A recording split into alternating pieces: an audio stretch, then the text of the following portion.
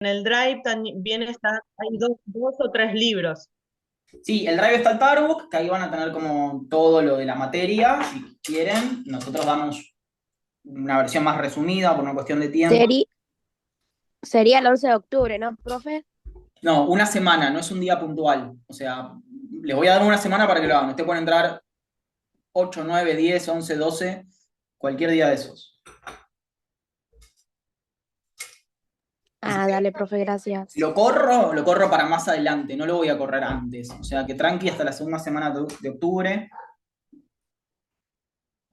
no pasa nada. El parcial en sí es un parcial que ni hace falta estudiar, porque como es a libro abierto, si ustedes vinieron a las clases más o menos saben dónde encontrar las respuestas. Y yo medio que les voy tirando un poquito por aquel lado van. Bueno, esto se ve bien, ¿no? Ahí estamos, en la pantalla. Profesor, le hago una consulta. Sí, Lo podemos hacer cualquier día de la semana del 11, ¿cierto? Tenemos una semana para hacerlo. sí. Pero una vez que se abre, ¿cuánto tiempo hay para entregarlo? O La semana. yo ¿Cuánto lo puedo tiempo hay? abrir, 2 horas. o sea que yo el día que lo bajo o que lo abro, que entro ahí, tengo que estar segura que en esas 2 horas lo tengo que hacer. No es Sí, que lo puedo descargar, hacerlo y después entregarlo al otro día siguiente. no, no, Ok. claro, lo tenés que hacer de una sentada. Pero es corto. Para saber, por las dudas de saber que vamos a tener, que voy a tener, al menos yo o los chicos, eh, la conexión durante esas 2 horas, que uno va a estar tranquilo para hacer eso nada más. Sí, eso es importante, ¿no? No lo hagan desde el celular, y menos con red pública porque se puede cortar. Además, el celular siempre marca mal algo, no se los envía. Yo les recomiendo siempre que usen una computadora, ¿no? Gracias. No hay nada. La última clase estuvimos viendo la segunda parte de la historia de la Tierra. En realidad, en la primera clase, no la anterior, vimos más que nada todo lo que pasó en los primeros 4.500 millones de años de historia de la Tierra, que es la mayor parte de la historia de la Tierra, vimos, ¿no? Que sería esta parte de acá. Todo esto, que llamamos eón precámbrico, que en realidad son tres eones, ¿no? Es el Adiano, el Arqueano y el Proterozoico, es todo lo que sucede antes justamente del periodo cámbrico, por eso se llama precámbrico, y abarca tanto la formación de la Tierra, los primeros supercontinentes y los primeros organismos macroscópicos. Recién en el Cámbrico empezamos a tener organismos macroscópicos con partes esqueletales duras, que eso lo vimos especialmente a partir de la explosión cámbrica. Se llama así a un momento dado en el cual empiezan a aparecer un montón de organismos con partes duras, porque tanto los que eran depredados necesitaban esas partes duras para protegerse y los depredadores tenían partes duras para romper otras partes duras, ¿no? Así como sean mandíbulas, garras, como tiene el Anomalocaris, para ponerle algún nombre a estas estructuras que tiene acá. Entonces, estas partes duras eran importantes porque nos iban a favorecer el proceso de fosilización. Entonces estuvimos un ratito hablando de qué era un fósil, qué no era un fósil, qué requisitos tenían que cumplir. Vimos al final que era una definición un poco vaga porque no era por tiempo un fósil, sino que era cualquier cosa que haya tenido un proceso de fosilización.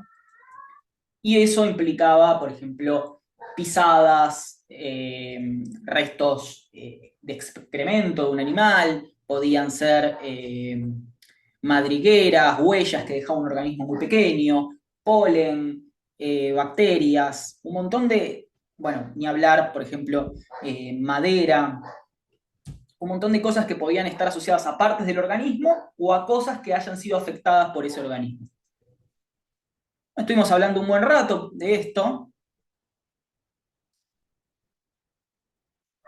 y finalmente empezamos a hablar un poquito de los primeros periodos de estas tres columnas que están acá, ¿no? Que están en columnas porque no las podemos poner arriba, una arriba del otro, ¿no? Pero esto continúa desde acá y esta continúa desde acá abajo y así.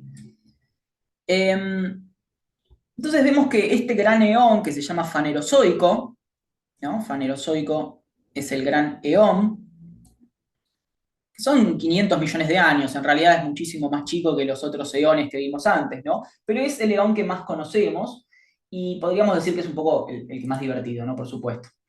En este eón lo vamos a dividir en tres partes principales. Esperen que no puedo borrar las cosas que anoto. En tres partes principales. Déjame borrar. Bien, ahí está. Voy a usar el coso del Zoom. Tres partes principales que son el Paleozoico, el Mesozoico y el Cenozoico. Esas son las tres eras del Fanerozoico, ¿no? Y que a su vez lo podíamos dividir en periodos que estarían ubicadas en esta columnita de acá, ¿no? Cámbrico, Ordovícico, Silúrico, Devónico, así sucesivamente.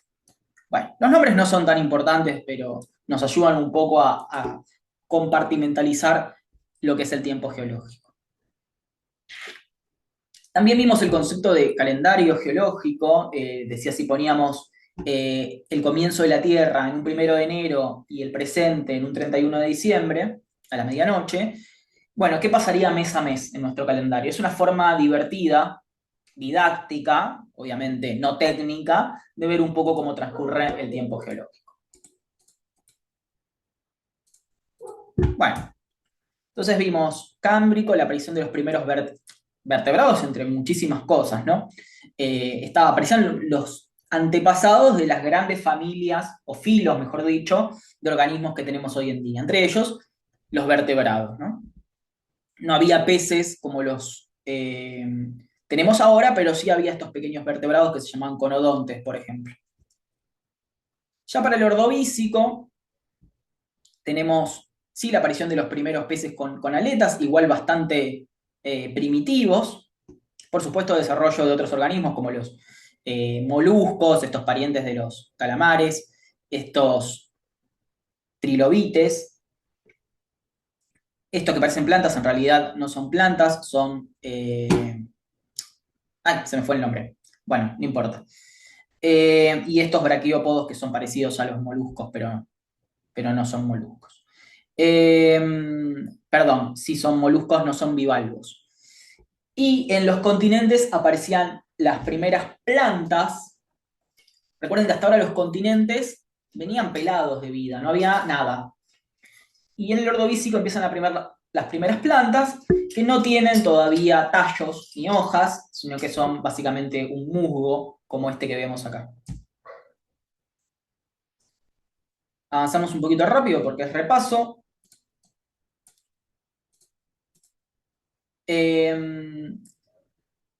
Silúrico, ya tenemos las apariciones de las primeras plantas con tallo. Tengo que abrir el chat por si me hablan. A ver. Chat. El último mensaje, yo no entendiendo nada. Silúrico tenemos las primeras plantas con tallos. Esto es una planta que se llamaba Cooksonia. Todavía sin hojas, aunque rápidamente van a evolucionar a plantas con hojas. Y ya para el siguiente periodo, el Devónico, bueno, en los océanos tenemos un gran desarrollo de los peces, tanto peces de aletas radiadas como los conocemos hoy en día, o sea, peces óseos como los conocemos hoy en día, o peces cartilaginosos como son los tiburones. Hay alguien que está hablando y tiene el volumen muy bajo, así que no sé si me está hablando o no.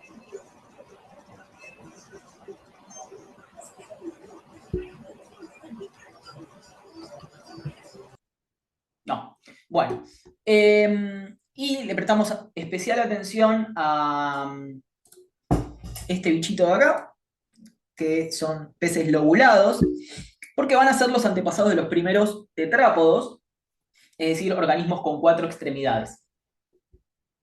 Nosotros somos tetrápodos, por ejemplo, todavía falta bastante para que aparezcan mamíferos, pero estos serían los antepasados de cualquier cosa que tenga dos extremidades delanteras y dos traseras, ¿no? Tanto reptiles como anfibios, como mamíferos, como aves, todos los organismos de cuatro patas provienen de estos animalitos, ¿no? Que por supuesto eran anfibios, vivían gran parte de su vida en el agua, se reproducían en el agua, ponían huevos en el agua y salían un poco a tierra para buscar alimentos o protegerse de depredadores. En el Devónico ya tenemos una gran evolución de las plantas, tenemos los primeros bosques, ahora sí con madera. Y para el próximo periodo, el Carbonífero, esto estaríamos hablando de unos 350 millones de años más o menos. Si tenemos que ver cuánto abarcó el Carbonífero, lo podemos ver en la tabla. El Carbonífero abarcó de los 360 a los 300 millones de años. Y acá tenemos los grandes bosques del Carbonífero que después se convertirán en los depósitos de carbón del hemisferio norte de Europa, ¿no? Los principales depósitos de carbón mineral provienen del Carbonífero. Bueno, ¿qué teníamos ahí? Anfibios muy grandes, artrópodos muy grandes, pero especialmente la aparición de los reptiles verdaderos, ¿no? Los que ponen huevos fuera del agua. Para los que no estén muy perdidos con biología, piensen en, por ejemplo, los sapos ponen huevos dentro del agua, son anfibios, tienen una etapa de larva dentro del agua y después pasan a la tierra en forma de sapito o rana. Los reptiles, en cambio, ponen huevos fuera del agua y nacen siendo un reptil chiquitito, no son una larva. Bueno, esa es la principal diferencia, el cambio entre los anfibios primitivos y los reptiles. Los primeros reptiles aparecen en el Carbonífero y la ventaja que da la aparición del huevo amniota, el huevo, que se pone fuera del agua, es que le permite a la especie avanzar a terrenos más áridos. Esto favorece mucho que se colonicen otras partes de los continentes que hasta ahora no tenían vida animal. Y tenemos una gran división acá entre lo que son los primeros reptiles. Vamos a hablar de los sinápsidos. Les vamos a dejar de decir reptiles a los sinápsidos para no confundirnos con los otros, los reptiles verdaderos. Al principio las diferencias eran muy mínimas. La verdad es que si uno se pone a ver un sinápsido del Carbonífero y un reptil verdadero del Carbonífero, no vería diferencias realmente, vería dos tipos de reptiles muy parecidos. Pero con el tiempo los sinápsidos van teniendo particularidades distintas, tanto en lo que es locomoción como es en dentición, por ejemplo la aparición de colmillos, los diferencia de los reptiles verdaderos, ¿no? De los saurópsidos. Así que podemos ver que estos dos grupos tienen caminos evolutivos distintos. Los sinápsidos, bueno, es una gran familia, ¿no? Había de todo tipo. Me interesa destacar que los del Pérmico, el periodo que le sigue al Carbonífero, ya tenían menos apariencia de reptil. Tenían, por ejemplo, pelaje, cosas por el estilo. A fines del Pérmico hay una gran extinción, que no es la primera extinción, hubo muchísimas extinciones en la historia de la Tierra. Estos se pueden ver como estos picos de acá. Ahora no recuerdo exactamente qué representa el eje Y, creo que es abundancia o porcentaje de especies. Y en el eje X, bueno, no se ve acá por el graph que le puse, pero están los millones de años. Hubo varias extinciones, acá las voy a marcar con estos piquitos, pero ninguna fue tan masiva como la del Pérmico Triásico. Esta extinción de acá es realmente terrible para todas las especies, tanto oceánicas como continentales. La mayor parte de los sinápsidos se extingue, sobreviven unos muy pequeños. Perdón, profe. Sí. Y nosotros estamos en la N amarilla que está acá, en el cuadro. Exacto, nosotros tenemos la última parte de esta N amarilla. Muy bien, sí. Por eso son importantes los nombres, ¿no? Porque imagínense que si no acá tenemos numeritos, capaz que se nos complica mucho. Con los nombres, que yo entiendo que para ustedes es un plomo, para los que trabajamos un poco con tiempo geológico, paleontólogos, geólogos, quizás arqueólogos también, les sirve mucho tener nombres que refieran a una época, ¿no? Lo mismo pasa con la historia, ¿no? Cuando uno se habla de Renacimiento, Medioevo, Edad Antigua, se refiere a determinados segmentos del tiempo. Nosotros le ponemos estos nombres para hablar de tiempos un poco mayores.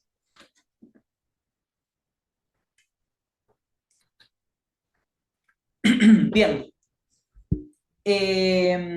¿A qué se debió esta extinción? No está muy claro, se cree que fue a grandes erupciones volcánicas muy prolongadas durante mucho tiempo en lo que hoy es Siberia.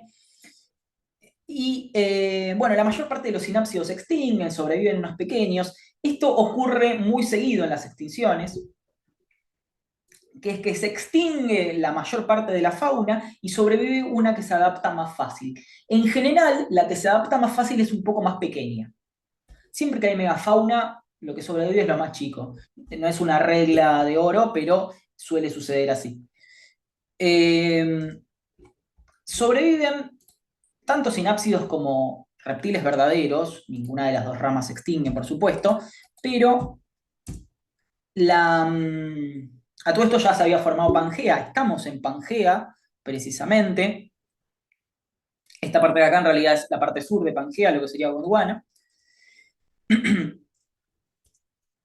Y en la siguiente era, en la Mesozoica, también llamada la Edad de los Reptiles, la Era de los Reptiles, si bien los sinápsidos no se habían extinto en su totalidad, la mayor parte de los nichos ecológicos es ocupada por los saurópsidos, los reptiles verdaderos. Y así aparece, por ejemplo, los primeros cocodrilos. Todos vienen de una familia, de un ancestro común, que eran los arcosaurios. Los arcosaurios se derivan en tres ramas. Una son los cocodrilos, o la familia de los cocodrilos, los pterosaurios y los dinosaurios, de las cuales sobrevive hasta el día de hoy nada más la de los cocodrilos y una de los dinosaurios. Los pterosaurios se extinguieron totalmente, ¿no? Bueno, ¿esto lo vimos o nos quedó todavía, ¿no? Todavía no sé si esto es repaso. Esta parte la vimos, profe. ¿La vimos? Bueno. Para el Jurásico es el periodo del medio. No la recuerdo. Lo hablamos ahora. Para el periodo Jurásico, ahora entienden un poco de dónde viene la parte de Jurassic Park. En realidad, la mayor parte de los dinosaurios, la mayor parte de los dinosaurios más conocidos, vienen del periodo Cretácico, que es el que le sigue. El Jurásico, en realidad, es un periodo donde los dinosaurios tienen una mayor diversificación. Aparecen muchas ramas de dinosaurios. Para decirlo de otra manera, los dinosaurios del Triásico eran más bien parecidos todos. Había carnívoros, había herbívoros, pero eran básicamente la mayoría bípedos o casi cuadrúpedos y chiquititos, no muy grandes. Para el Jurásico, que estarían los de acá no marca el Triásico, pero bueno, el Cretácico, pero estaría más o menos acá. Para el Jurásico aparecen la mayoría de las ramas de dinosaurios que existió, ¿no? Entonces así empiezan a aparecer, bueno, dinosaurios herbívoros de 4 patas generalmente, que es toda esta rama de acá, Ornistiquia. Acá está el famoso Triceratops del hemisferio norte. Nombro algunos conocidos, ¿no? Para los que hayan visto alguna película con dinosaurios les va a sonar alguno, el Stegosaurus del Jurásico. Y en esta otra rama, que también tiene herbívoros y carnívoros, aparecen los dinosaurios de cuello largo, saurópodos, y unos bípedos de carnívoros, que son los terópodos. Estos, prestémosle atención, porque van a ser los ancestros en común de las aves. Esto empieza más o menos a aparecer en el Jurásico igual. Eh, Fíjense que también me había olvidado de mencionar que los sinápsidos, que habían dominado durante todo el Paleozoico, bueno, durante gran parte del Paleozoico superior, mejor dicho, que no se habían extinto en su totalidad en las extinciones del Pérmico, sobreviven los más pequeños y tienen su evolución independiente. Este Juramaya parece una ratita, ¿no? Pero es un mamífero muy primitivo. Chicos, si abren el micrófono es para hablar, porque si no, llega el ruido. Si hablan no hay ningún problema, pero si no, no lo abren. Bueno, la otra vez me preguntaron si este bicho ponía huevos o no. Yo les dije que probablemente sí, pero la verdad es que no lo sé, lo podríamos buscar. Lo que sí es cierto es que los primeros antepasados de los mamíferos seguían poniendo huevos, muy parecido a lo que hacen los actuales ornitorrincos y equidnas, que son unos mamíferos que ponen huevos. Pero esta rama de animales es la que luego va a originar los verdaderos mamíferos, no los placentarios. En cuanto a vegetación, bueno, tenemos bosques de coníferas principalmente. Hay muchas plantas que todavía siguen desde esa época. Por supuesto que no son iguales, pero son parecidas, como las araucarias. Los ginkgo biloba, por ejemplo, son plantas que dominaron el Mesozoico. Bueno, les decía que de esta rama de dinosaurios que se llama terópodos, que eran prácticamente todos carnívoros y bípedos, aparece primero las plumas. No se sabe exactamente qué es la ventaja inicial que le dieron las plumas, se saben algunas cosas. Se saben que los dinosaurios para ese entonces muy probablemente eran animales de sangre caliente, por lo tanto las plumas les podía servir como forma de conservar el calor, era una opción. Pero tampoco se descarta que no hayan aparecido, por ejemplo, para...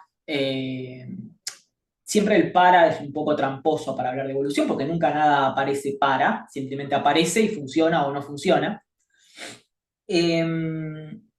Pero también podrían ser cosas que aparecieron y quedaron simplemente porque les daba algún atractivo al momento de la reproducción en los animales.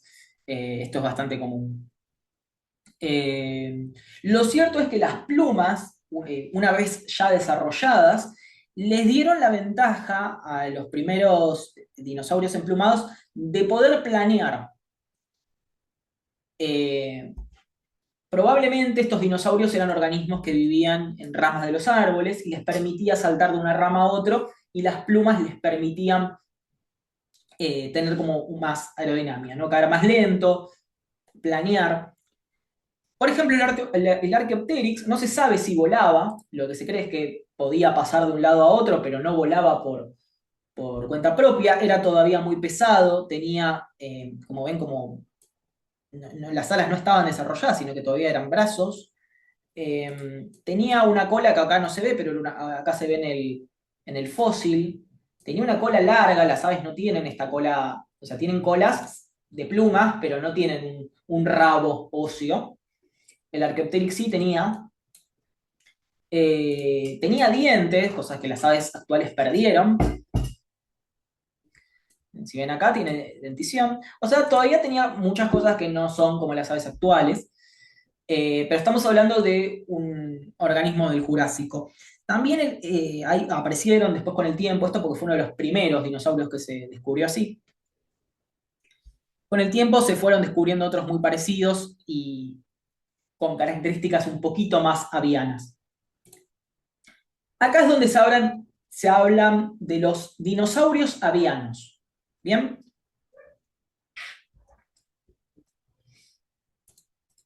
Esto es para hablar con propiedad con lo que va a venir ahora, que es la extinción, ¿no? Bueno, en los océanos teníamos estos reptiles, todos los ambientes estaban dominados por reptiles, por eso es la edad de los reptiles, el Mesozoico. Esto que parece un delfín en realidad es un reptil, no tiene nada que ver con los delfines, es algo muy interesante, porque llegan como a la misma forma sin estar relacionados. Eso se llama convergencia evolutiva. Bueno, entonces estos eran los ictiosaurios.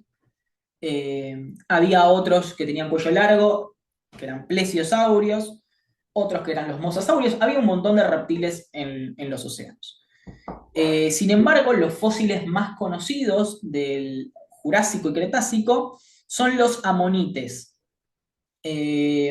Probablemente puede tocarles o no una pregunta de ese estilo en el parcial de si los amonites son fósiles de qué época, y es, por supuesto, del Mesozoico. Los amonites eran moluscos, tenían acá unos tentáculos, ahora vemos una representación actual, una representación artística.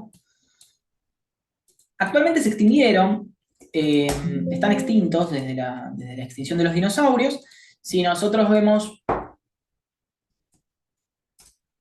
una representación, vamos a ver que era básicamente una especie de pulpo con caparazón. Y hay unos parientes que no son amonites, pero son muy parecidos, que son los nautiloideos, el Nautilus. El Nautilus es un pariente cercano de los amonites, tiene tentáculos mucho más chicos, además de otras características un poquito distintas en lo que es el caparazón, pero bueno, el amonoide era un bicho muy parecido.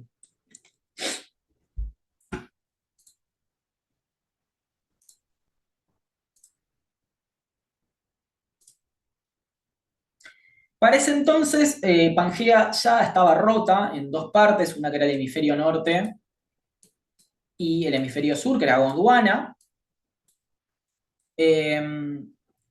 Acá se empieza a abrir el océano Atlántico. Y el océano Tetis es un océano que queda en el medio de Pangea. Pangea tenía como una forma de C, y en el medio de esa C estaba el océano Tetis, que es muy interesante porque el océano Tetis en cierta medida sigue existiendo.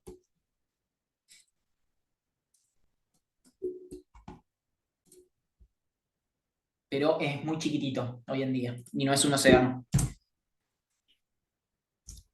Hay muchas cosas que podemos hablar de esta época, lo vamos a hacer resumido.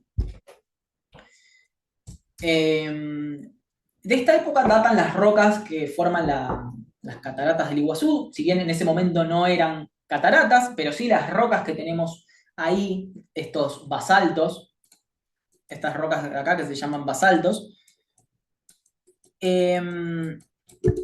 son rocas volcánicas que se formaron en el Jurásico. Todavía no vimos mucho de volcanismo ni de rocas. Sí sabemos hasta ahora de la unidad 1 que el volcanismo es algo que aparece o cuando las placas tectónicas chocan o cuando se separan. Y en el medio nos producen rocas. En este momento se empiezan a ver mucho volcanismo por la apertura de los océanos. Toda esta parte de acá ya se había abierto, pero se va a empezar a abrir toda esta parte del sur, que es el Océano Atlántico Sur. Todavía el Océano Atlántico llega hasta lo que sería el Caribe, y luego se une por una rama del sur que empieza a abrirse en lo que hoy es Argentina, Brasil y África.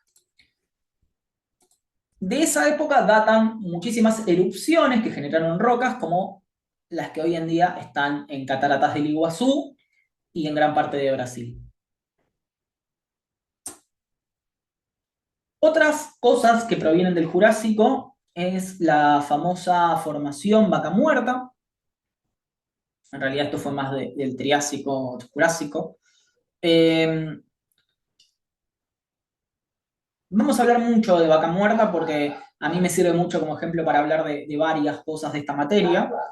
Y la verdad es que si tenemos que hablar de rocas, para mí la roca más famosa de Argentina es Vaca Muerta. Es una formación, pero es una formación rocosa.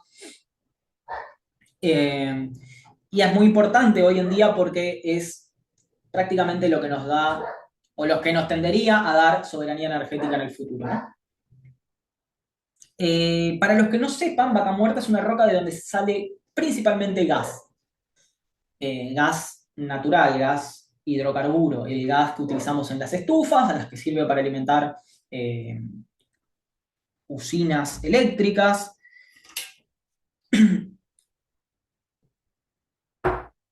El gas proviene de varias rocas, varios reservorios de nuestro país. Uno de ellos es Vaca Muerta. Además de Vaca Muerta, hay un montón de rocas por encima de Vaca Muerta que también son reservorios de petróleo y gas, que se encuentran en lo que se llama Cuenca Neuquina. Bueno, y esto era para hablarles de cosas que pasaron en el Jurásico. El Jurásico no estaba, esto dice Cretácico, pero funciona medio parecido. En el Jurásico todavía no estaba levantada la cordillera de los Andes, sí había una serie de volcanes en lo que hoy en día sería Argentina, el límite Argentina-Chile. Y en el medio de esa cadena de volcanes y el continente hay una bahía, una gran bahía, un engolfamiento, que es lo que va a formar Cuenca Neuquina. ¿Qué es Vaca Muerta entonces? Vaca Muerta es el... Todavía no vimos todo lo que tiene que ver con rocas sedimentarias, así que se los digo muy por arriba, pero son los sedimentos de un océano formado en el Jurásico. Es, por decir así, el suelo de ese océano. Entonces Vaca Muerta tiene un montón de fósiles de organismos oceánicos, entre ellos muchísimos amonites.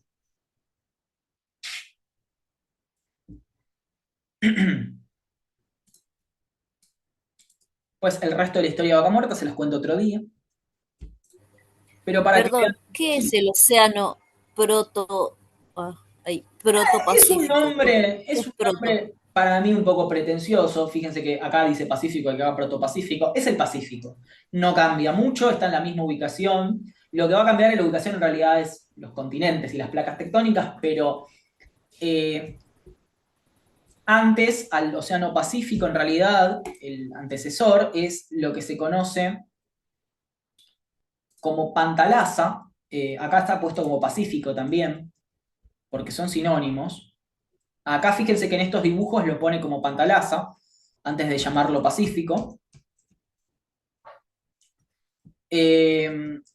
Pantalasa era todo lo que rodeaba Pangea. O sea, vos tenías Pangea en el medio, y todo lo que rodeaba Pangea era Pantalasa. En el medio, lo que era el océano Tetis, ¿no? Bueno, había un palio Tetis, un Tetis, no importa eso, para esta materia es lo mismo. Pero en sí había un gran océano y un mar un poco interno. Cuando Pangea se rompe, ya se le empieza a decir Océano Pacífico, pero es una cuestión de denominación. La verdad es que es básicamente el mismo océano.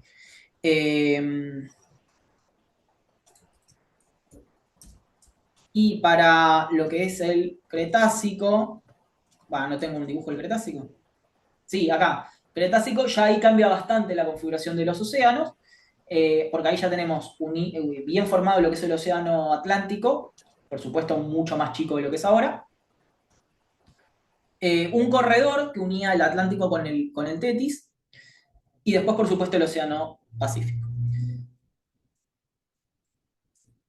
Cretácico es el último periodo del Mesozoico. En nuestro calendario geológico estamos ubicados ya a fines de diciembre.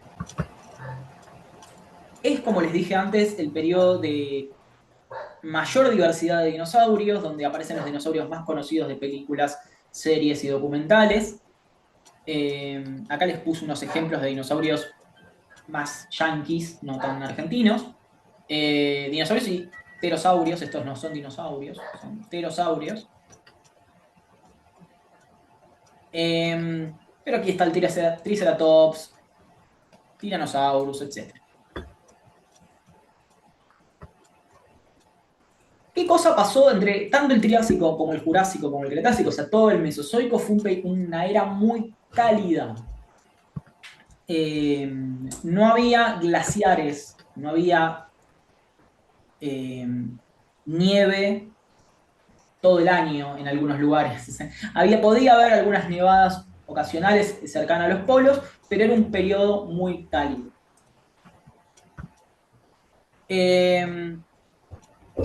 Argentina es un lugar que tiene muchísimos dinosaurios, tanto el Triásico, Jurásico como Cretácico.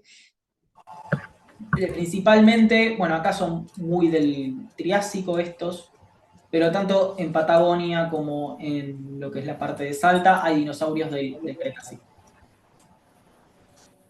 Perdón, ¿y los mamuts en qué época estuvieron entonces? Falta un poquito, falta todavía. Recuerden que, Ah, más adelante. sí, Ok. para ese entonces la mayoría de los mamíferos, yo puse un ejemplo porque no tenía sentido poner varios, no eran muy grandes, eran un poquitito más grandes que este que está acá, pero no pasaban del medio metro. Eran chiquitos y bastante parecidos entre sí. Eh, bueno, dinosaurios muy conocidos de Argentina. Tenemos el Argentinosaurus, que es uno de los dinosaurios más grandes que existió. El Giganotosaurus, que es carnívoro, también muy grande, más grande que el Tiranosaurio Rex. Después otros muy conocidos, el famoso Carnotaurus o Margasaurus, son dinosaurios súper conocidos a nivel mundial por la extravagancia que tienen. Algo interesante que sucede en el Cretácico es la aparición de plantas con flor. Hasta ahora no existían las flores. Como ven ahí, estos fósiles son del Cretácico o superior, desconozco ahora, pero a partir del Cretácico empezamos a tener flores en los fósiles con flores. Es decir, que hay un gran salto evolutivo en lo que es la vegetación.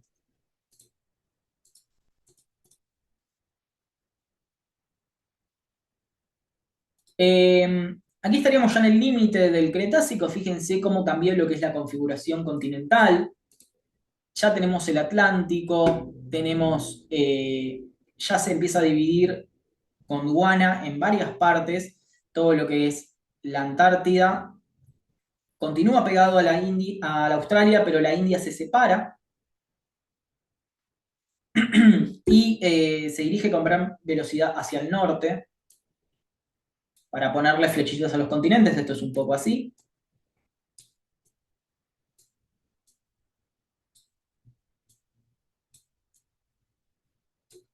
Ahí lo tienen con flechitas.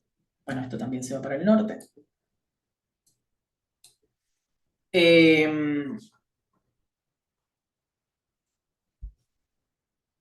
Y para fines del Cretácico empiezan a consolidarse algunas cadenas montañosas, bueno, todavía no tanto acá en Asia, pero sí en lo que es Europa y lo que es en América del Sur, ¿no? Empiezan a levantarse los Alpes y los Andes. Llegamos a la extinción de los dinosaurios, ¿no? La extinción, también conocida como límite Cretácico-Paleógeno, porque es la transición entre el Cretácico y el Paleógeno.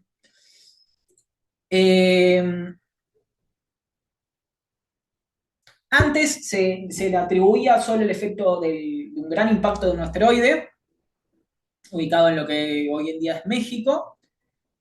Hoy en día el consenso es que el asteroide cae ya en un momento donde la extinción ya estaba consolidada, es decir, ya había un desequilibrio ecológico, probablemente atribuido a erupciones volcánicas. O sea, probablemente haya sido la gota que derramó el vaso. Pero bueno, no se sabe qué hubiese pasado si no caía el meteorito. Lo cierto es que nunca esto es algo lineal, así como que cae un meteorito, se prende todo fuego y los dinosaurios se mueren de un día para el otro. Las extinciones tienen un tiempo, pueden ser miles de años a millones de años. La extinción de los dinosaurios fue muy rápida igual. En cientos de miles de años ya la mayoría de los dinosaurios se habían extinto. ¿Y por qué? Profe, Sí, ¿qué es extinción KPG? esto es Cretácico Ah, y esto es Paleógeno, que es el siguiente periodo. Yo se los puse así, ¿no? También lo van a encontrar como KT, porque antes se decía terciario, pero bueno, ahora no se dice más.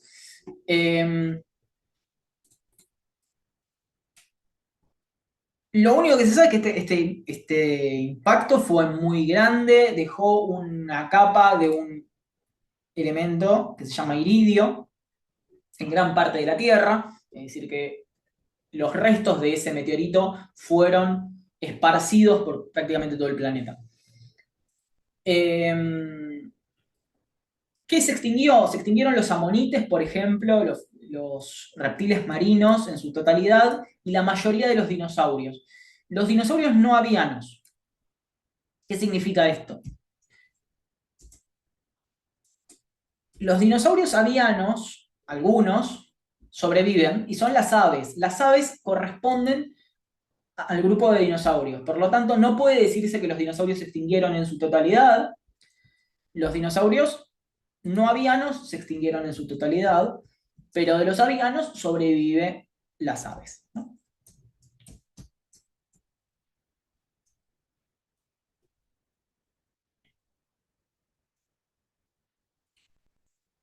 Y ahora sí entramos en el Cenozoico, que es la última era,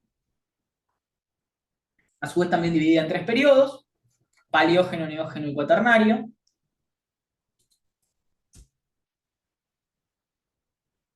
Y bien, como dije antes, en toda extinción, como desaparecen y dejan espacios vacíos, muchas especies, se da una oportunidad de que otras especies tomen su lugar y hay adaptaciones. Entonces, los depredadores empiezan a ser, por ejemplo, las aves toman el lugar de otros dinosaurios, ¿no? Aparecen aves de gran tamaño, se las llama coloquialmente aves del terror.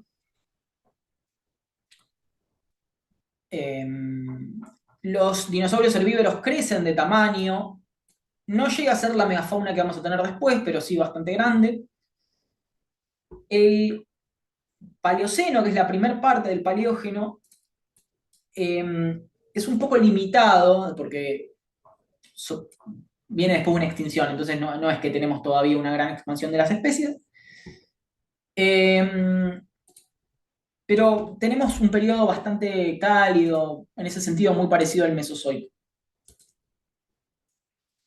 Ya para los siguientes millones de años vamos a empezar a tener la adaptación de los grandes mamíferos. Ahora sí aparecen mamíferos de gran porte. Este es uno de los más grandes que existió, que es Paracetarium, pariente de los rinocerontes. También aparecen los antepasados de los elefantes, por ejemplo. Estos son los antepasados de las ballenas, de los cetáceos. Acá va poniendo como varios desarrollos, ¿no? Pero también provienen de animales terrestres. En cuanto a los continentes, como les comentaba, algo importante que pasa es, por un lado, la colisión de la India con Asia. Esto levanta los Himalayas.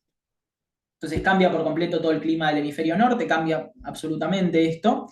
Y en lo que es Europa, que África no termina de chocar del todo, pero sí presiona, se forman los Alpes. En América del Sur, los Andes acá. O sea que la mayor parte de las montañas actuales de gran porte se empiezan a formar en esta época.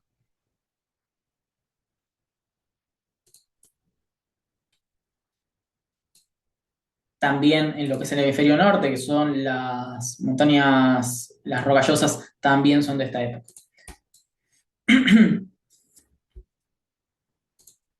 En cuanto a rupturas, la más importante es la de Australia y la Antártida, que se empieza a separar a los 14 millones de años en el Mioceno. Esto es muy importante porque la separación de la Antártida produce que se forme una corriente que impide el paso de las aguas cálidas que vienen del Ecuador.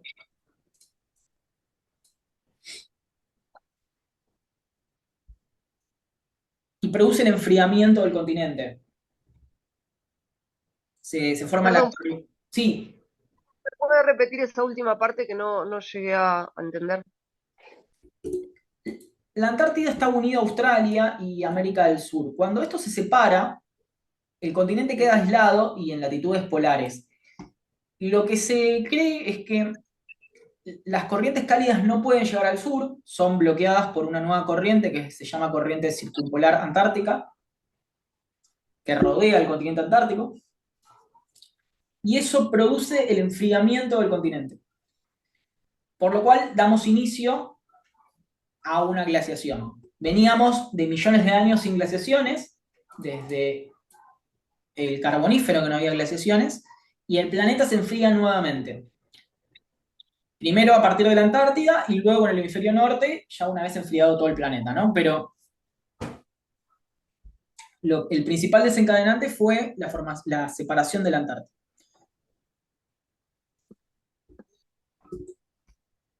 Esto, por supuesto, que afecta a la fauna de gran manera. Bueno, acá tenemos lo que es el desarrollo de los Andes, que es a partir del Cretácico, pero ya a partir de los 30 millones de años. Todo lo que más o menos conocemos ahora como los Andes se empieza a formar en ese momento, ¿no?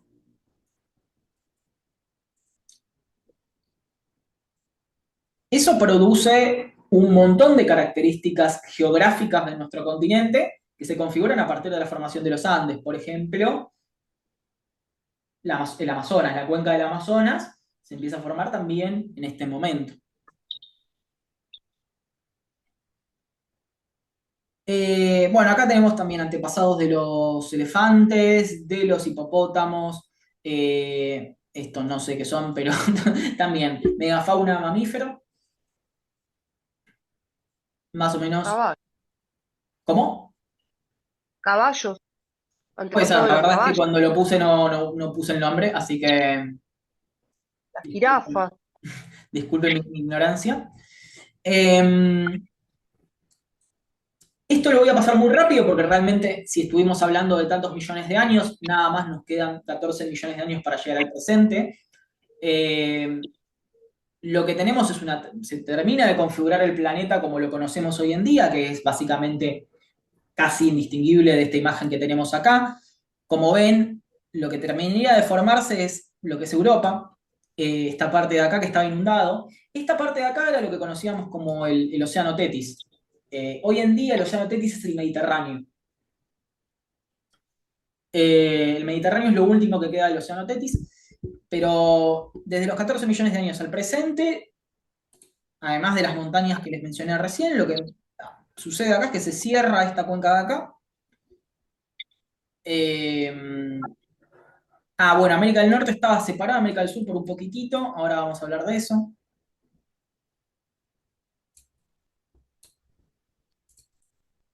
No sé si lo tenía acá.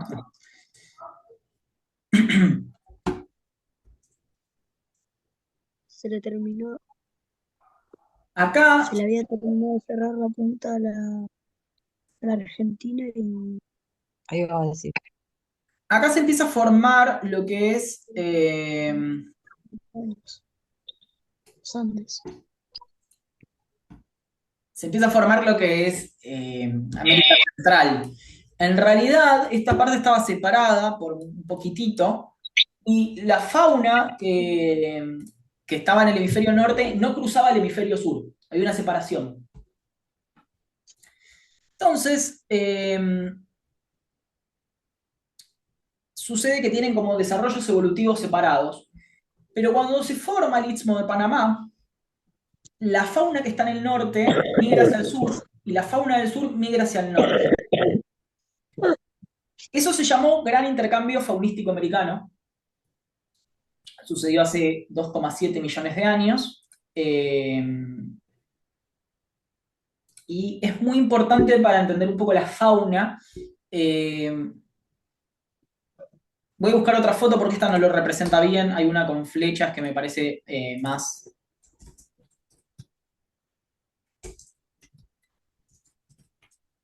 acertado.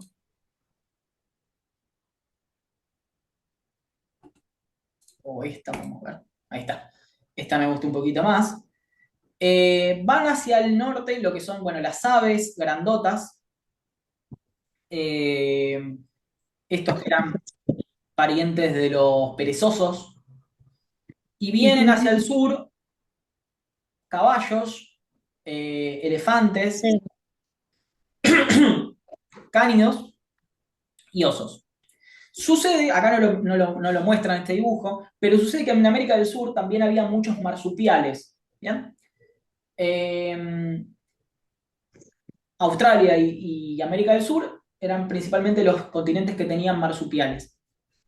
¿Qué ocurre? Los marsupiales son un poco más lenteja que los mamíferos placentarios. Entonces, cuando ponen a competir marsupiales con placentarios, parece que los marsupiales se extinguen. Eso se ve, por ejemplo, en Australia, a partir de la llegada del hombre, principalmente del hombre blanco, pero también los nativos, que introdujeron especies como el perro, o especies tanto de mascotas como los gatos, perros, pero también las ratas o las otros tipos de aves que no había ahí. Lo que sucede es que los placentarios terminan desplazando a los marsupiales. Por eso Australia después tuvo muchísimas extinciones de marsupiales en los últimos siglos, ¿no? Bueno, esto fue medio parecido, pero a gran escala. Los mamíferos del hemisferio norte son mucho más competentes que los del hemisferio sur, y los del hemisferio sur se terminan extinguiendo prácticamente. Por supuesto que después hay extinción de otros mamíferos, ¿no? Lo que es elefantes desaparece de América en general. No tenemos elefantes en América hasta la llegada del hombre blanco. Caballos también se extinguen. Nos quedarían, bueno, los cánidos. Esto sobrevive, esto sobrevive. Esto se extingue mucho más adelante.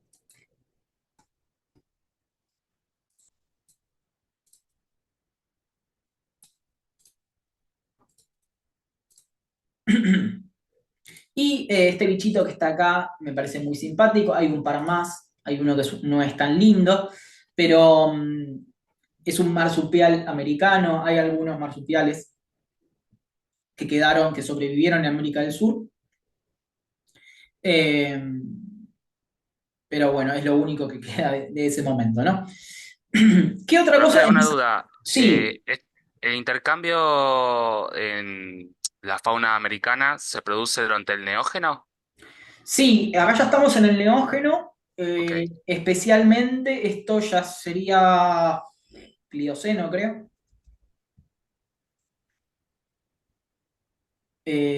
Sí, lo anterior al Cuaternario, Plioceno, tiene que ser esto.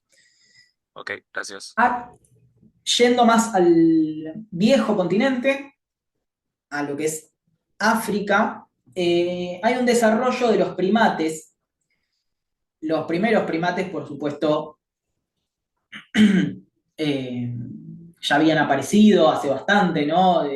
Creo que a partir del Paleógeno, después del Cretácico, ya existían los primeros primates, que, bueno, nada, no son muy distintos a los que son los lemures actuales o a monitos chiquititos con cola, ¿no?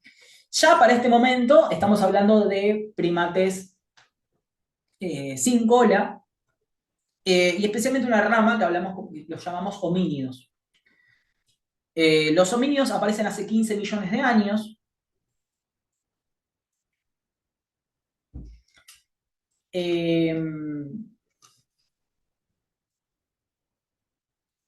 A los 4,5,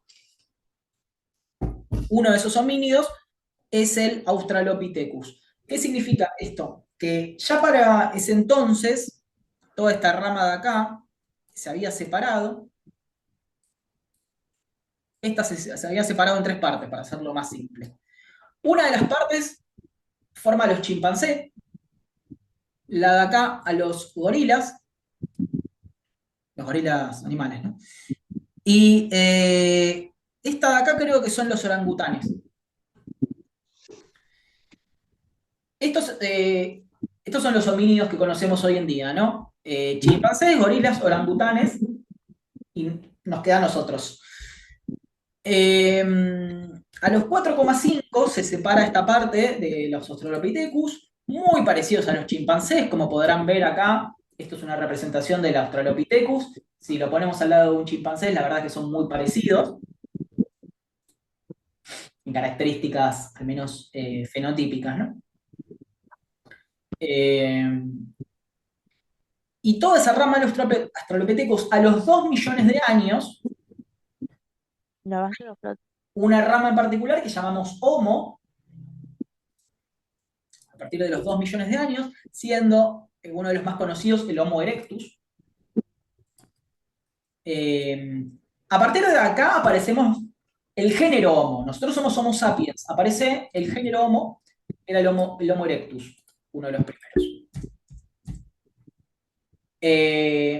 Esto apareció a los 2 millones de años. Acá ya estaríamos más o menos a los, vamos a poner 200.000 años. Entre 2 millones de años y la actualidad hay varias especies de género Homo. Nosotros fuimos la que sobrevivió. Convivimos un tiempo con el Homo neandertal, por ejemplo. Eran parientes nuestros, eran un poquito distintos. No estoy hablando de diferencias mínimas como las que tenemos con diferentes etnias en la actualidad. Esto era otra especie, tenían otra estructura ósea, tenían cráneos distintos. Sin embargo, se cree que los neandertales eran muy inteligentes, que tenían cultura, que enterraban a los muertos, que manejaban el fuego, que vestían ropa, etc. Sin embargo, se extinguieron y sobrevive una rama que es la del Homo sapiens, que se formó hace 200.000 años.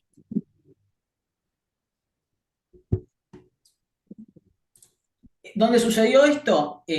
En África. El Homo neandertal, por ejemplo, ya había migrado hacia Europa hace bastante. Entre los 200.000 años y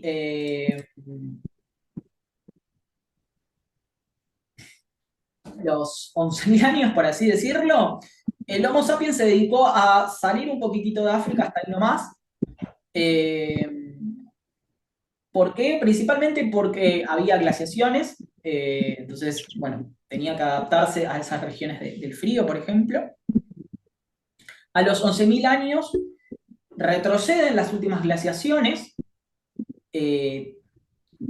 Tenemos un clima a partir de los 11.000 años muy parecido al clima actual, con variaciones ligeras, pero muy parecido. Estaríamos en la etapa del Holoceno, que es esta etapa de acá. Es la última época. Nosotros estamos ubicados ahí, en el Holoceno. El Holoceno básicamente es cuando retroceden las glaciaciones, se extinguen la megafauna lanuda, ¿no? Como los mamuts, los mastodontes. El Homo sapiens sale bueno, ya había salido bastante de África, pero principalmente termina de emigrar. Se lo transfiero, bancame un segundito. Vamos, se lo transfiero ya.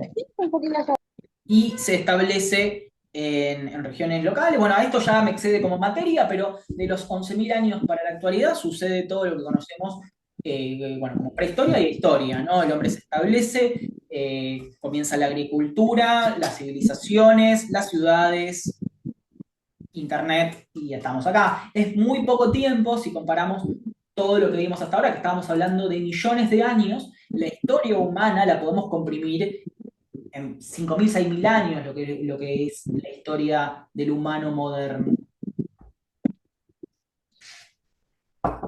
Si volvemos al calendario terrestre, en esa escala somos los últimos segundos, nada más.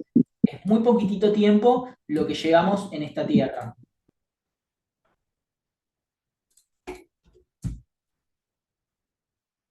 ¿Qué va a pasar en el futuro? No tenemos la más pálida idea. Sí sabemos que los continentes siguen moviéndose y si proyectamos ese movimiento y más o menos asumimos que las cosas siguen como están, que pueden cambiar porque puede haber, por ejemplo, impactos de plumas mantélicas, puede haber pasado un montón de cosas, pero si se proyectan esos movimientos, En 200 millones de años tendríamos una neopangea, una pangea futura, donde más o menos se vería así. Este ciclo va a seguir por millones y millones de años, los continentes se van a unir, se van a separar y así va a seguir ocurriendo.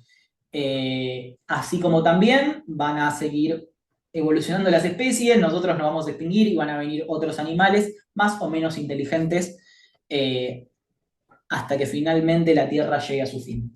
Bueno, con esta Profe, conclusión agridulce terminamos la unidad 2. profe, ¿cuál Sí, sería el periodo en donde la Tierra se separa o se une que haya durado menos tiempo? no terminé de entender. ¿Cómo sería?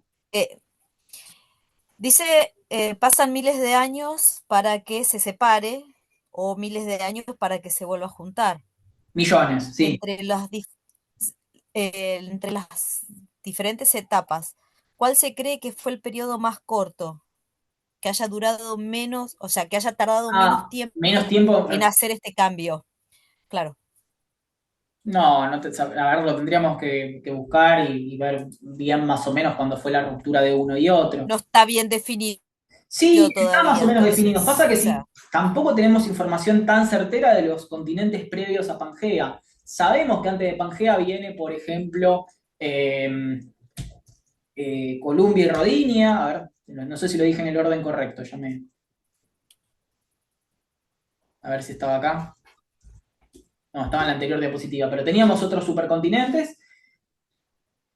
Los supercontinentes, no hay un número que te diga los supercontinentes duran tanto tiempo de millones de años, pero si nos ponemos a pensar, Pangea en el momento que se empieza a formar, ya se empieza a romper, o sea, es un proceso casi de bisagra. Eh, Tiene un periodo muy poco estable, 50 millones de años, por decirlo así. Fíjate que Pangea está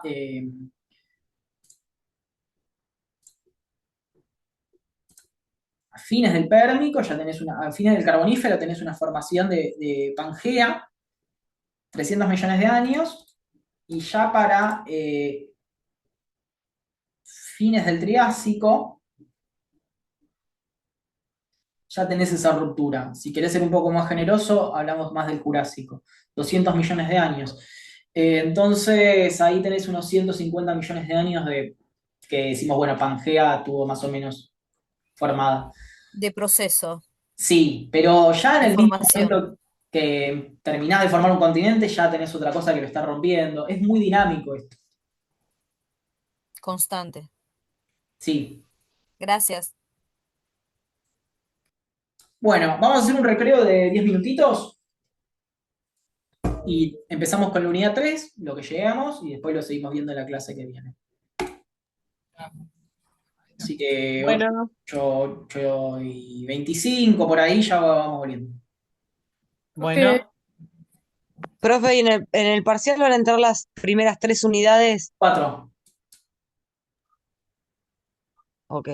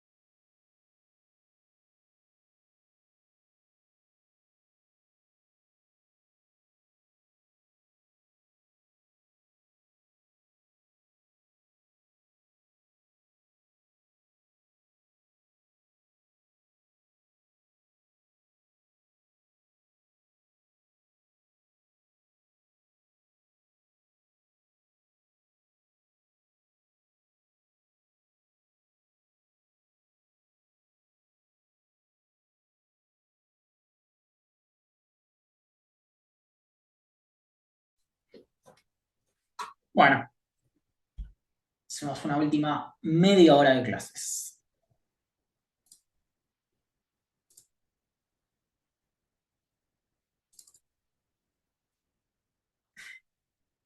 Esto lo tenía acá.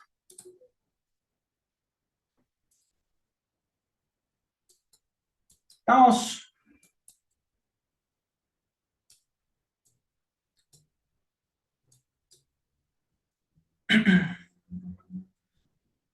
Unidad 3. Vamos a hablar de minerales.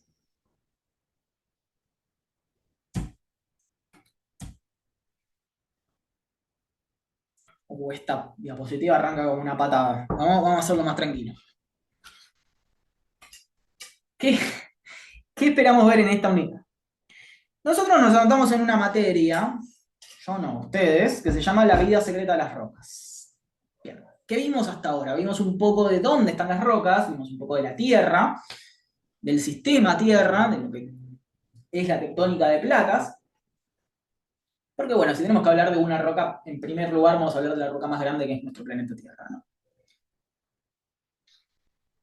Allí vimos, por ejemplo, que la Tierra se componía en capas y que cada una tenía una composición de minerales un poco distinta. Entonces vimos, por ejemplo, la corteza, que tenía mucho silicio y mucho aluminio, luego el manto, que estaba más enriquecido en hierro y magnesio. Pero yo ahí hablé de elementos. Todas esas cosas que hablé desde entonces son elementos químicos. Después arrancamos la unidad 2, vimos la historia de la Tierra. Y antes de ver la historia de la Tierra, vimos la historia del universo, donde hablamos de la aparición de los primeros elementos químicos. Pero los elementos químicos no suelen estar solos, suelen estar unidos entre sí. Algunos sí están solos, unidos en átomos del mismo elemento, pero otros se combinan con otros. Y ahí es donde aparece la definición de mineral. Cuando decimos que la corteza es más rica en silicio y aluminio, es porque es más rica en minerales que tienen más silicio y más aluminio. Entonces, para empezar a hablar de la vida secreta de las rocas, tenemos que empezar a hablar de los minerales, que son los que componen a las rocas.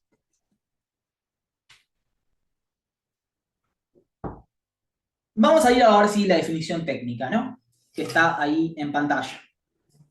Entonces partimos de un sólido, los minerales son sólidos, de composición química definida. Puede ser 1 o 20 elementos o más, no importa, puede tener 1 o más elementos. Puede haber algunos elementos que sean fundamentales en esa composición química u otros que puedan variar un poquitito, ¿no? Por eso es una composición química definida, pero no fija. Y ahora vamos a ver el resto de las definiciones porque se empieza a complicar. Porque nos cuesta entender qué significa estructura atómica ordenada, origen natural, bueno, eso es un poco más intuitivo, y formadas por un proceso inorgánico. Vamos a ver cada partecita de esta definición y vamos a ver qué es un mineral y qué no es. El primer requisito es que sea sólido, por lo cual vamos a descartar un montón de cosas que tenemos en la Tierra y en el universo, ¿no? Un gas, vamos a hablar de una estrella que está formada por plasma, no tendría minerales, ¿no? No tendría sólidos. Vamos a hablar de cosas de la Tierra. El agua líquida, el agua de mar, no sería un mineral. El agua de los ríos tampoco, ¿no? Ningún tipo de agua líquida va a ser un mineral. El petróleo o el gas natural tampoco sería un mineral, por más que esté en las rocas. La lava de un volcán tampoco sería un mineral porque es líquido. Cualquier cosa que no sea sólida no puede ser un mineral. Entonces vamos a ver. ¿Y qué hay del mercurio? El mercurio líquido no sería un mineral. Ah, ok. Vamos a empezar a ver cómo encontramos los minerales. Porque en la Tierra no solamente hay minerales, hay otras cosas que no son minerales, ¿no? Como estas que están acá. vamos a restringirnos a las que efectivamente sí son minerales, para esta unidad. Entonces vamos a descartar todas las cosas que no sean sólidas. Después dice la segunda definición, que el segundo requisito es que tenga una composición química definida. Bueno, tiene que estar formados, obviamente, por elementos químicos, puede ser uno o más. Algunos elementos químicos están muy poco en minerales. No significa que no sean abundantes, sino que están muy pocos.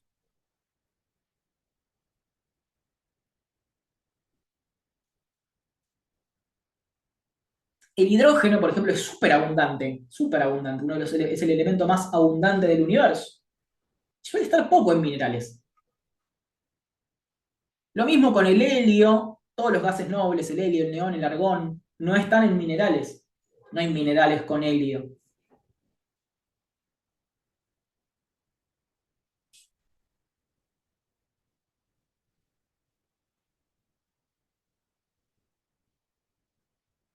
La mayoría de los elementos químicos igual sí se encuentran en minerales, ¿no? Creo que la excepción justamente son los gases nobles y el hidrógeno sí está en algún mineral. La mayoría está en minerales. Y la fórmula de un mineral va a ser la de sus elementos químicos, que pueden estar en mayor o menor medida. Por ejemplo, un mineral muy simple es el cobre nativo. El cobre nativo está formado por un solo elemento, que es el cobre, ¿no? El cobre está ubicado acá. Peor tabla periódica no podía conseguir para esto, pero bueno. Acá está el cobre.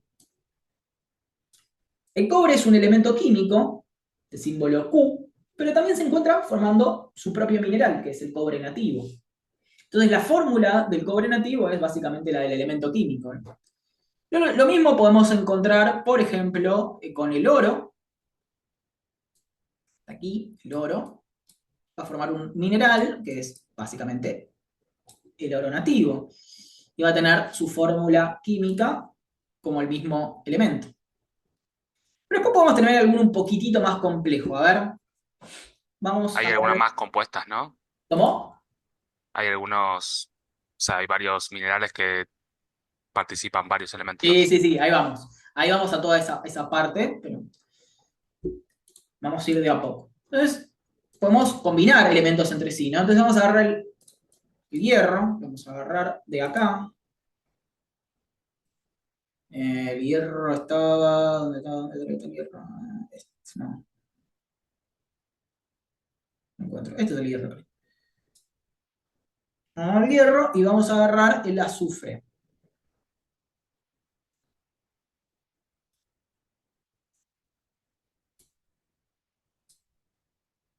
Ver la tabla periódica sin letras la verdad medio complicado. Bueno, agarramos dos elementos químicos y vamos a hacer un mineral con dos elementos químicos.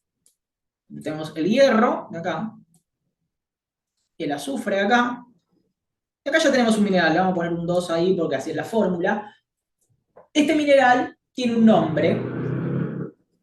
Si fuésemos químicos a este mineral le podríamos decir, ah, es un sulfuro de hierro, pero no somos químicos. Le vamos a poner un nombre particular que no tenga nada que ver con eso. En este caso, este mineral se va a llamar pirita. O sea, ya cuando empezamos a mezclar elementos químicos, ya los nombres no son tan como lo dice ahí la tabla periódica, ¿no? Entonces vemos la diferencia, ¿no? Entre elemento químico y mineral, que a veces puede coincidir, a veces no. Ahora vamos a seguir viendo un poquito más el tema de las fórmulas y eso. Pero en principio sabemos que está formado por varios elementos químicos, por lo que es un compuesto químico, que puede ser uno o más más elementos.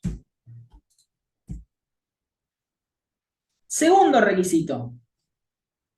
En realidad era el tercero. Bueno, tercer requisito. Ah, nos seguimos en el segundo, perdón. Ahí están los ejemplos. Perdón, es la hora. Están los ejemplos de dos minerales. Uno con una fórmula muy compleja, como es el de la turmalina. Miren todos los elementos químicos que hay acá. Hay, no sé, 10 elementos químicos acá. Que algunos pueden estar en mayor o menor proporción. Por ejemplo, estos que están entre paréntesis significa que puede estar uno u otro, o los dos, pero en distinta proporción. Y todos estos elementos químicos, o la mayoría de ellos, forman el mineral turmalina, que es este. Pero otros, tan simples como este, que es el cobre nativo, tiene un solo elemento, entonces su fórmula es muy sencilla.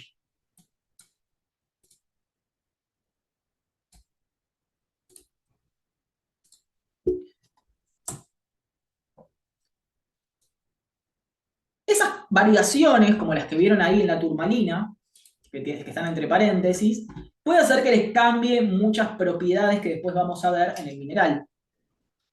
Los minerales son una consecuencia de dos cosas. ¿Cómo se ven los minerales? Es una consecuencia de dos cosas. La composición química y algo que vamos a ver más adelante, que es la estructura cristalina. Esas dos cosas determinan cómo se ve un mineral. Es decir, que esto sea un cacho de piedra negra con estas rayitas y ese brillo es consecuencia de su composición química y su estructura cristalina.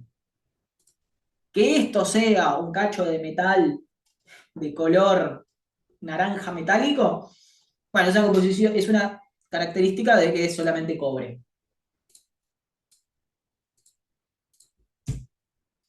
Acá tenemos un mineral que es súper abundante y lo van a ver en prácticamente todas las rocas, no todas, pero muchísimas, que es el cuarzo. El cuarzo es el protagonista de esta materia. Tenemos que ponerle personajes a la materia, el cuarzo es el protagonista. El cuarzo es ¿por qué? Porque es el mineral más abundante en la corteza. No en la tierra, pero sí en la corteza, en la parte donde nosotros estamos, que podemos tocar. El cuarzo tiene una fórmula que es bastante sencilla. Es silicio, oxígeno 2. Si fuese por su fórmula, todos los cuarzos tendrían que verse igual. Que el cuarzo puro puro es transparente. Es este que está acá.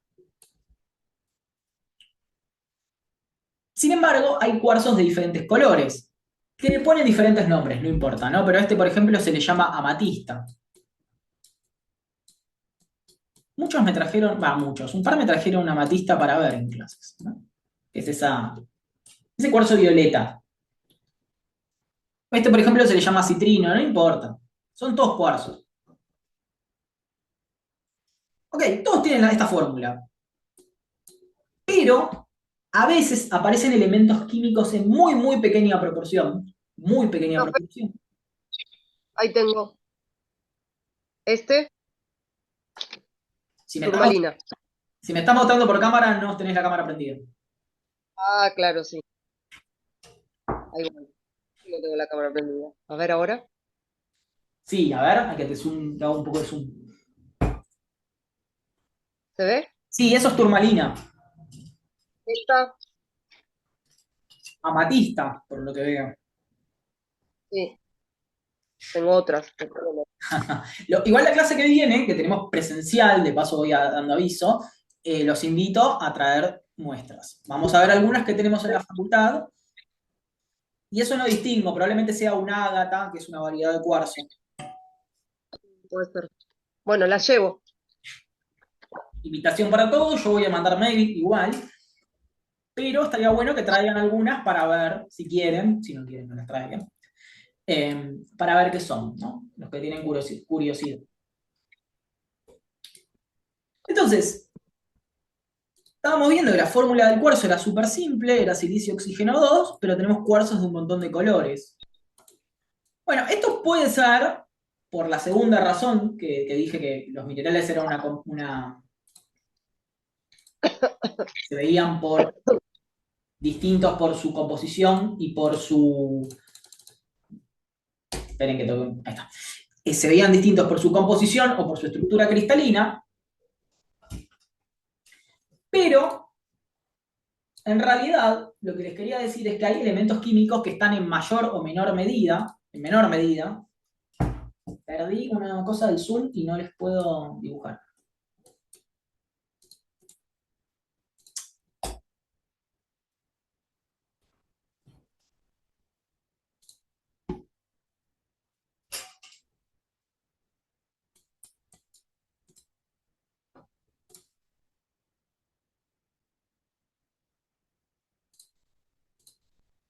Bueno, están las cosas para dibujar.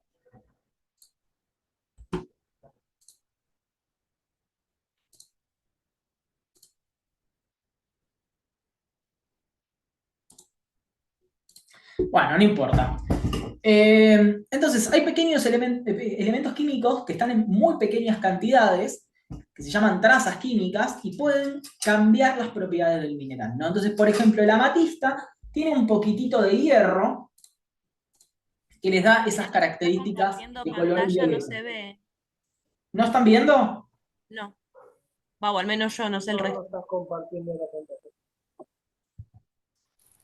¿Algo Yo pasó? tampoco, pensé que era problema mío.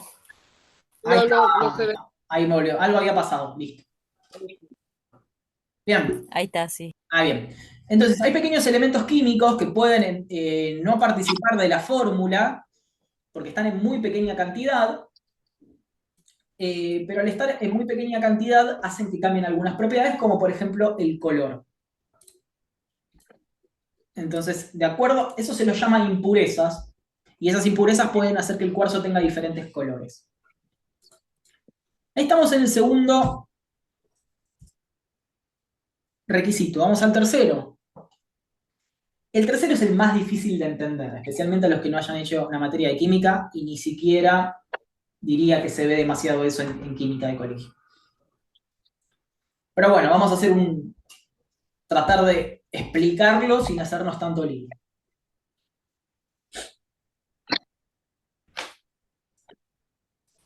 Los elementos químicos interactúan entre sí, ¿no? Porque hay fuerzas que los unen o los repelen. Dependiendo de cómo sean esas fuerzas, por ejemplo, tenemos los estados de la materia, ¿no? Por ejemplo, los gases. Perdón, mi gato tiró todo. Los gases. Eligió el caos. Los gases eligen separarse entre sí porque sus fuerzas de repulsión son mayores. Los líquidos están un poco más empatados y los sólidos tienen fuerzas de atracción muy fuertes. Lo simplifiqué, pero es así. Entonces, esas fuerzas de atracción hacen que los elementos químicos estén unidos de manera determinada. Esa forma en la cual están unidos se llama estructura cristalina u ordenamiento cristalino. La forma en la cual se dispongan los átomos de un compuesto. Ahora, esta estructura puede ser desordenada u ordenada. Entonces acá tengo unos ejemplos.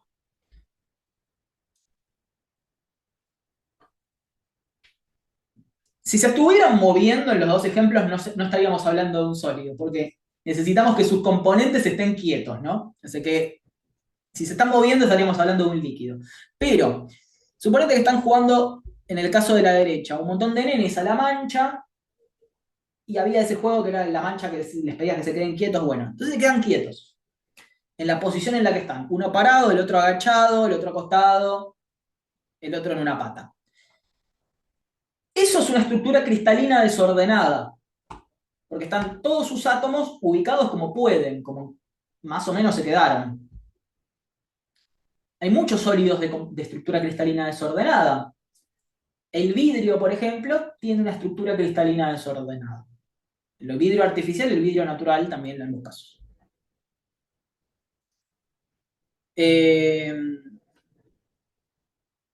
Entiendo que con algunos metales también, pero no me voy a meter tanto en eso, especialmente si hay estudiantes de metalurgia acá, pero entiendo que puede que te pase también. Ahora, la estructura cristalina ordenada se parece un poquito más a esto, una marcha militar quieta, donde cada uno está en su lugar ordenado, siguiendo una distancia y una posición determinada. Eso es una estructura cristalina ordenada. Y un montón de sólidos tienen estructuras cristalinas ordenadas, tanto artificiales como naturales, ¿no? Sintéticos como naturales. Los minerales tienen siempre, por definición, estructuras cristalinas ordenadas. Si las estructuras cristalinas son desordenadas, pueden ser cosas parecidas a los minerales, pero no minerales. Los minerales siempre tienen una estructura cristalina ordenada y definida, que se puede estudiar, se puede determinar. Este ejemplo que está acá es la estructura cristalina de la sal. La sal de mesa, el cloruro de sodio, es un mineral que se llama halita.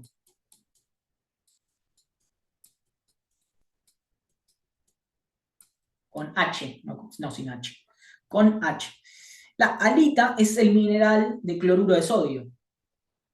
Y tiene una estructura cristalina ordenada que es básicamente así.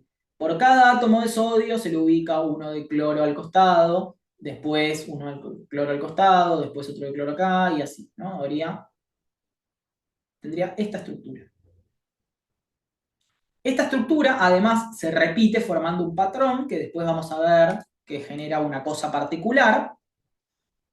No, después no, ahora, en resumen, la repetición de ese patrón ordenado genera un cristal.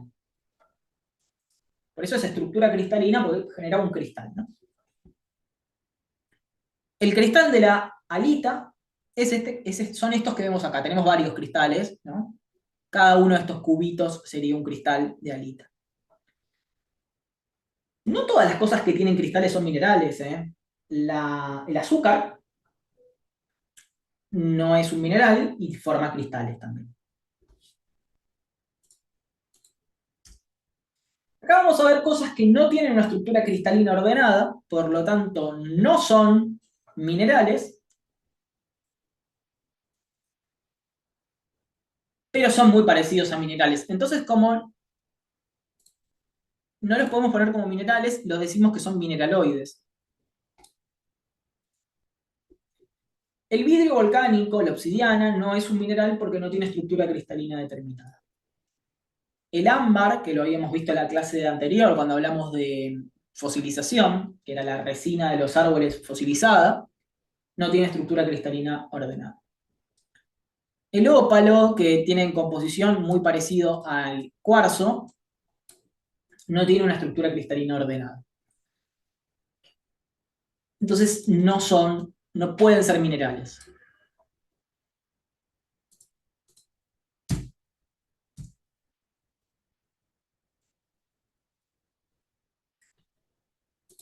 Esto lo vamos a dejar para después.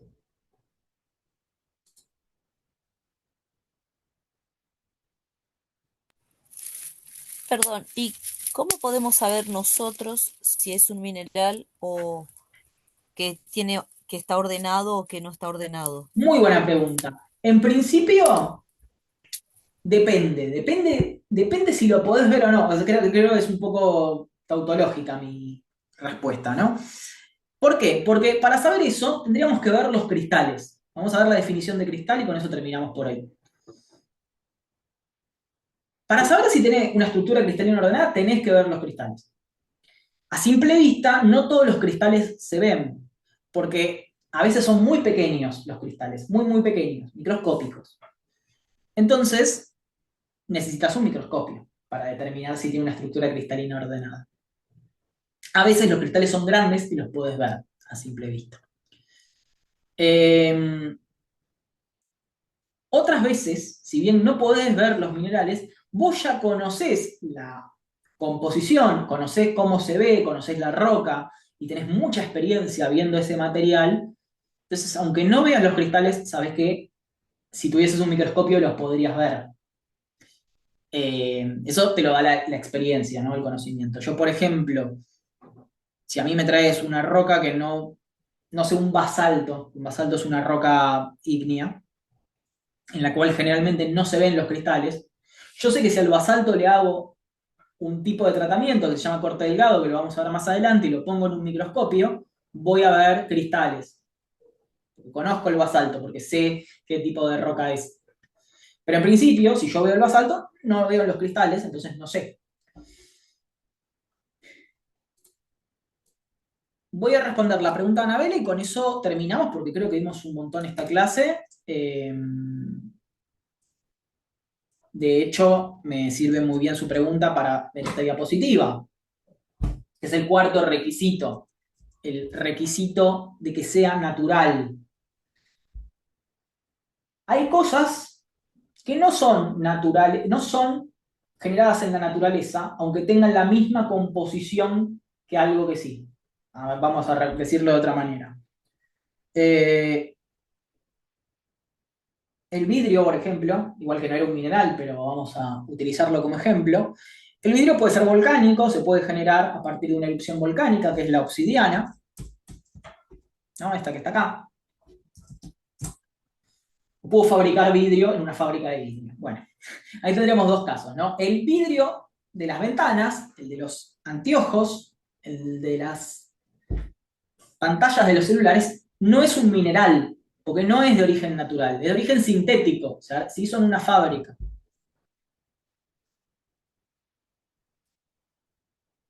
El vidrio volcánico tampoco es un mineral, pero porque no tenía estructura cristalina ordenada. Ahora vamos a ver el diamante, que Antonio nos pregunta, ¿el diamante es un mineral? Depende. Los diamantes se encuentran en rocas y son minerales. Es un mineral que su fórmula es muy sencilla. ¿Alguno la sabe cuál es la fórmula del diamante?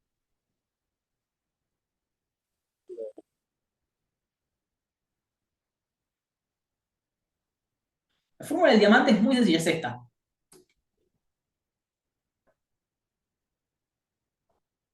No sé si alguien lo entendió. No es un chiste igual. El diamante está formado por un solo elemento químico, que es el carbono.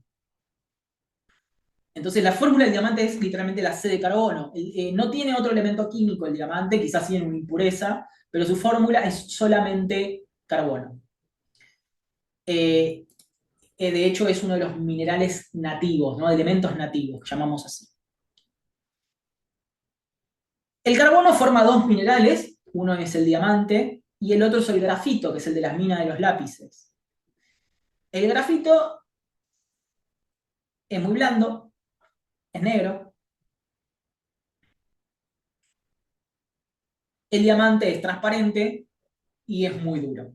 Entonces, vieron que yo les dije que las propiedades de un mineral dependían de la composición y de la estructura cristalina. Bueno, la estructura cristalina lo vemos en la clase que viene. Bien. Pero el diamante tiene una estructura cristalina mucho más fuerte que el grafito. Es básicamente los átomos de carbono están acomodados de una manera determinada. Recuérdenme que lo veamos en la clase que viene con más tiempo igual. Están agrupados de una manera tan fuerte, un átomo de carbono agarrado con otro, y con otro, y con otro, con 4 átomos de carbono, tan fuerte que lo hace muy duro. El grafito, en cambio, tiene una estructura distinta, por hojas, que lo hace bastante blando. Todavía no respondí la pregunta de Antonella, que me decía, ¿el diamante es un mineral? Bueno, sí, en principio podría ser un mineral, pues se encuentra en rocas, es sólido, tiene una estructura cristalina, ordenada, y es natural. Pero se puede hacer un diamante en una fábrica. ¿Cómo lo hacemos? Bueno, carbono se puede conseguir, el carbono, el elemento químico que mencioné recién, lo puedo sacar de cualquier lado. Yo quemo una hoja y tengo carbono. Estamos hechos nosotros de carbono.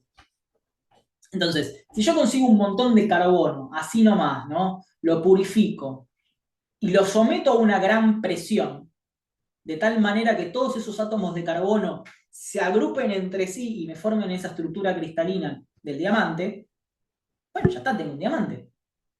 No fue tan fácil. Durante mucho tiempo se quiso hacer diamantes y no lo podían hacer.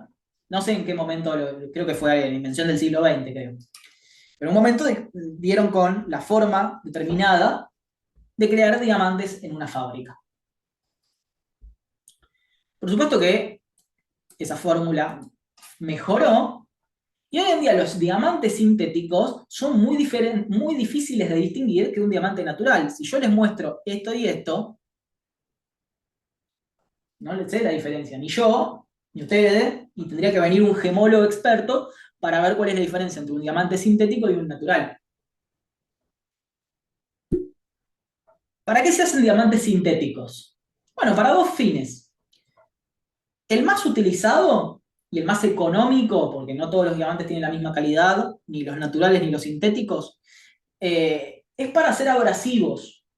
Son muy duros los diamantes. Rayan cuando veamos propiedades minerales lo vemos eso, pero rayan a todos los minerales. Entonces, por ejemplo, el famoso disco diamantado, para los que usaron amoladoras o máquinas por el estilo, los discos diamantados que sirven para cortar cosas y pulir cosas, están hechos con pedacitos de diamantes sintéticos. Por supuesto, no diamantes naturales, serían muy caros. Pero también, el segundo fin es hacer joyería un poco más económica. Estos dos que están acá, perdón, este que está acá, es un diamante sintético proveniente de este que estaba en bruto, ¿no?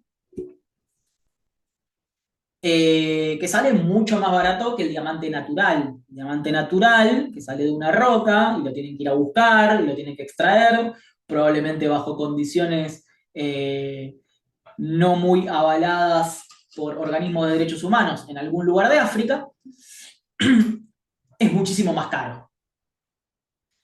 Entonces, bueno, como forma de... Nosotros en Argentina no tenemos esa costumbre, creo que Estados Unidos tiene la costumbre de que los anillos de compromiso tienen que tener un diamante. Estados Unidos y no sé qué otros países. Bueno, en esos lugares donde se usan muchos diamantes para las propuestas de matrimonio, y no todos pueden pagar diamantes naturales, se usan los sintéticos. Así que volviendo a la pregunta, y con eso terminamos, los diamantes son naturales siempre y cuando vengan de una roca. Si viene de una fábrica, no son minerales. Mismo ejemplo puede aplicar para otros elementos, otras sustancias como los rubíes, las esmeraldas, no sé, Pregunta, el otro me pierdo. Sí, preguntas y terminamos. ¿tendremos oportunidad de ver el microscopio No, lo siento mucho. materiales? No. No, en la Ay, facultad qué hay, pena. quizás para otro año igual, ¿no? Tendríamos que conseguir cortes, capaz podemos hacer alguna que nos presten la sala. La carrera de Ingeniería en Metalurgia tiene unos microscopios particulares que son calcográficos. Esos microscopios nos permiten ver algunos minerales, no todos. En la clase que viene vemos uno de los microscopios, vemos en diapositiva. Les muestro uno de los microscopios que sirven para ver rocas, se llaman petrográficos. En la facultad no hay. Lamentablemente, además, son mucho más caros que los microscopios que se utilizan para muestras biológicas, por ejemplo, por diferentes razones, diferentes componentes, y además porque se venden menos. Pero para ver los minerales se utiliza un microscopio que se llama petrográfico. El calcográfico, que es los que usan los chicos de ingeniería en metalurgia, que se utiliza principalmente para ver metales, también se utiliza para ver algunos minerales. Si algún día logro conseguir cortes, muestras de rocas para calcográfico, hablaré con alguien de la carrera y le pediré si podemos hacer alguna demostración. Yo no tengo cortes calcográficos, así que no lo hacemos. Así que bueno, gente, nos vemos la clase que viene, presencial. Si quieren traer sus muestras, sus minerales, las traen. Y bueno, seguiremos con la unidad 3. Ok, Ok. profe, un gusto, nos Hasta vemos. luego. Chao, chao. Chao, chao.